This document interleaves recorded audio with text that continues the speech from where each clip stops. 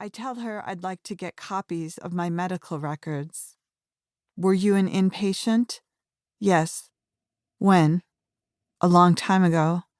How long ago? 20 years ago, I realize as I say it. She considers, then explains the process of retrieving records. There are forms to fill out, money to pay, permissions for release. Once this is approved, the papers will be copied. You'll receive those copies in the mail. I fill out the paperwork, pay with my credit card. It's nearly a year later. I've almost forgotten when I receive a packet of 10 or 15 pages, a summary of my stay, a stack of narratives, really. Different doctors write different summaries. Each doctor has his or her particular angle. Did I think it would be objective? No, but I hadn't realized how subjective it would be. These character descriptions have much in common with the writing of the students in my creative writing classes. There are consistencies, recurring themes. Dysthymia is used over and over again. I was told I had chronic depression, or major depression, or bipolar disorder, but dysthymia is the diagnosis that is repeated throughout the records. I was disappointed by the stack of papers, which I put away in a drawer. On the one hand, these pages bring up the great shame I feel for the waste of those days, the extent of my abjection. At the same time, I wanted more, daily notes or details that could fill in the gaps in my notebooks, in my memory. I want the details. I don't want the official language, the Axis 1 or Axis 2, the list of medications and symptoms. What I want is the story of our long, dull days and years in that hospital.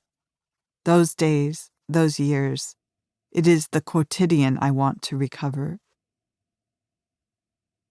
I was 20 years old when I arrived. January 1992, New York City. All darkness and disinterest. Who the fuck cared that you arrived? Thousands arrive here every day.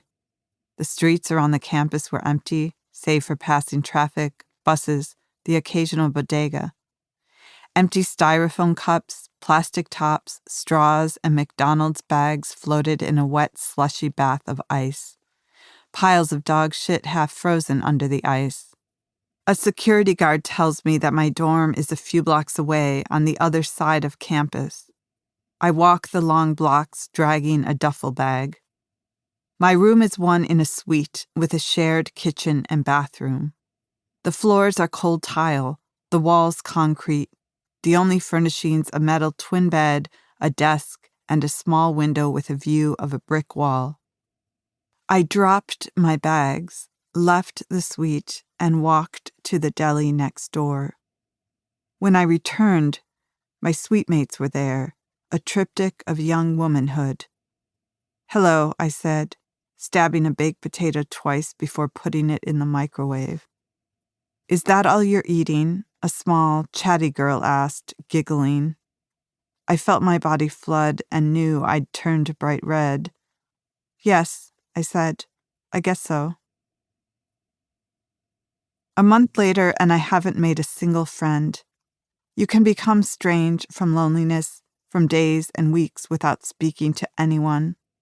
Occasionally, someone from home will call, and I'll pretend everything is fine. In my notebook, I chronicle my despair. Today is Valentine's Day, and Leo asked me to meet him downtown. On the train, I stand across from a stranger. We are close enough to make out, my face in his, but here's the rule: no eye contact. Pretend you are not this close to someone's humanity. Look away or at your feet, but never at a face. Get off at Christopher Street, Leo had said. I hold my laminated streetwise Manhattan map like a prayer card.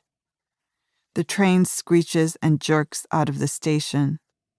I smell urine and ham, rat shit and perfume. When I close my eyes, I see the chickens dangling from their feet moving toward me. I hear a woman cry. The train stops and starts again and again with a jerk,